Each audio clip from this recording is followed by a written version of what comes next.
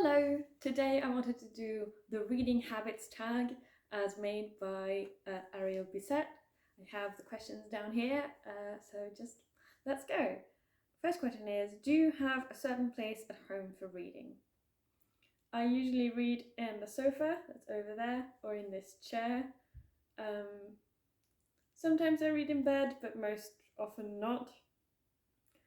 But then I've read at the dinner table, I've read in the bathroom, I've read everywhere. Got a second question, bookmark or random piece of paper? I will go for a bookmark most often, but like if I find myself without a bookmark, I will put in a piece of paper until I get to my bookmarks. I have my bookmarks over here.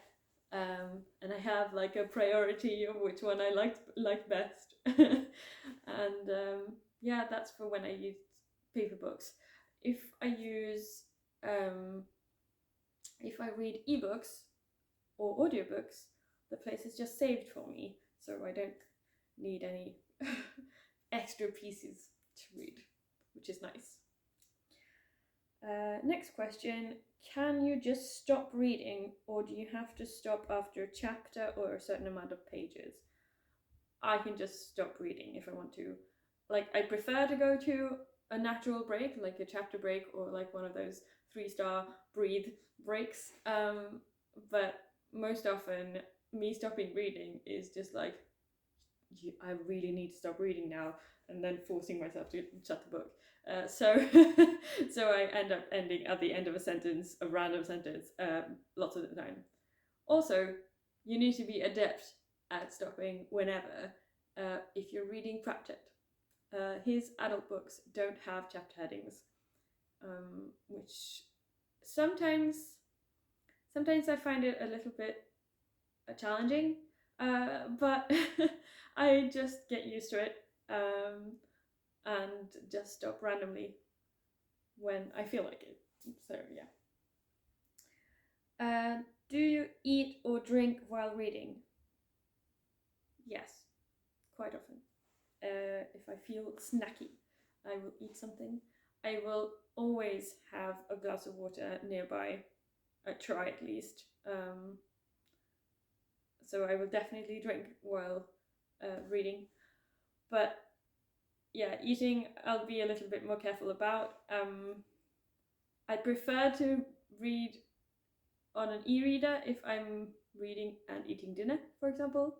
I do that sometimes, but then you only need one tap to change the page and you don't have to hold the e-reader like you do a book. So that I really like that. But yeah, I eat while I read all the time. Next question, multitasking, music or TV while reading?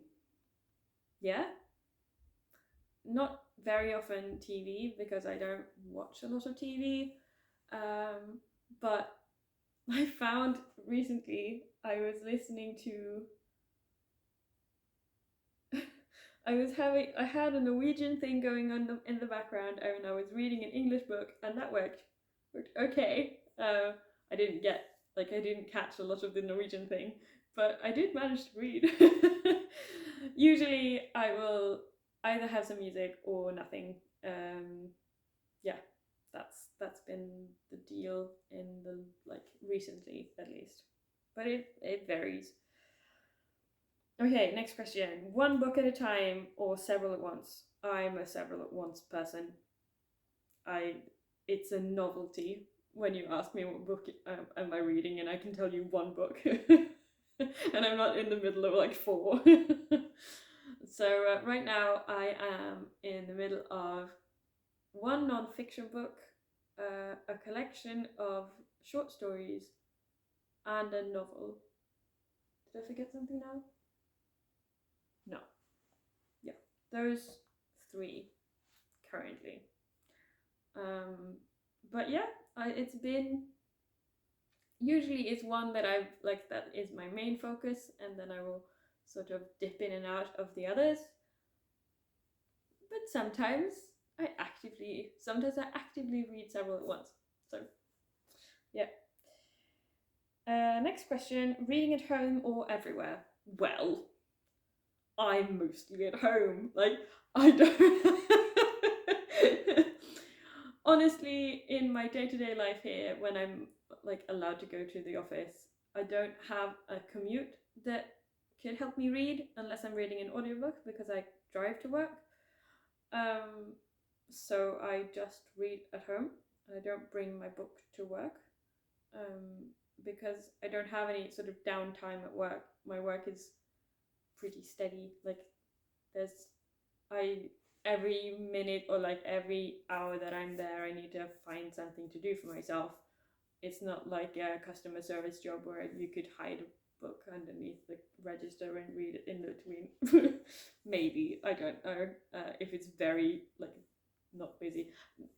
It's been years since I was in customer service and retail, so I don't know.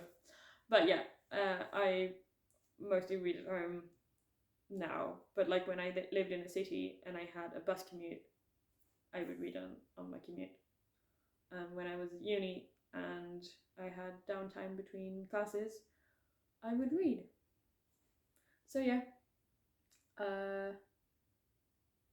anywhere that I have downtime, I think. Next question. Reading out loud or silently in your head? Well, I will read out loud if I'm reading a story to someone else, but that's very seldom. So silently in my head, and then I will giggle, or I don't know. Sometimes I will talk at my book if I'm really frustrated with the action. It's happening less and less, but like, yeah. If you were sitting in the room with me reading, you might hear some frustrated sounds or some like laughter and stuff, because why hide it? Next question. Do you read ahead or skip pages? I read ahead all the time. Anytime I get to a point where it's too tense and I need to know, like, I get all flustered and stressed and I just need to know if it goes okay, I will flip further on and check, okay, it went fine, it'll be fine, and then I go back and I read it all. So sometimes if it's a really tense and like, sometimes I do it when I'm bored as well. So if it's like a mixture of tense and bored, I will have read the book 1.5 times by the end of it. Because if I come to a part that I've already read when I'm reading like the linear way, I will read it again. So yeah, sometimes I end up doing that. I've gotten quite good at picking books that don't make me do that a lot, because I dislike the feeling of being so tense and flustered. So I've trained myself to pick books that are calmer, basically. Okay, next question. Breaking the spine or keeping it like new? I will try to keep the spine pristine. And then if it doesn't happen, like with big books that are tightly bound, if I get a spine break in the middle just by natural reading, doesn't really matter. It shows that I've read the book. So yeah, I'm not very fussed about it. I will try to do the sort of gentle opening of the spine before I start reading a book. So that means like laying it down on a flat surface and then opening a few pages at a time until you get to the middle. But that doesn't always work. Some modern paperbacks are very tightly bound. So for comfortable reading, you end up breaking the spine. I don't do it on purpose. I don't like pick up a book, open it in the middle and break it. But I will, yeah, sometimes it just happens. And the last question. Do you write in your books? I don't write in my fiction books, and I might write in my non-fiction books, but generally only like coursework books, or like really heavy stuff, like technical stuff. The only books that I can remember having written in are poetry books, I think, but that's mostly like unobtrusive lines. I don't really like having a well annotated book. I prefer to have it pretty the same. I think I've learned a lot of how I treat my books from what my parents taught me about library books, because we borrowed a lot of library books when I was younger, and of course you have to treat library books really well. And so I think I just thought, let's do that with my own books. So I basically treat my own books as library books, but I'm not devastated if something happens to them. Let's say I spill something on a book, or I had something on my fingers because I was eating.